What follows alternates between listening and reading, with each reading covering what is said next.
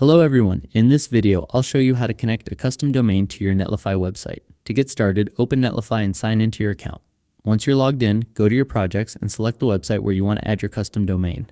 After opening the project, look at the menu on the left side and click on Domain Management. This is where you can manage all domain settings for your website. Next, click the Add Domain button. A drop-down menu will appear. From the available options, choose Add a domain you already own. Now, enter the custom domain name that you want to connect to your website.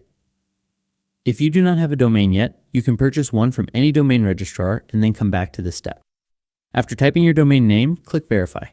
Netlify will check the domain and begin the connection process. If the domain is already connected to another Netlify site, you may see an error message. Otherwise, you can continue with the setup.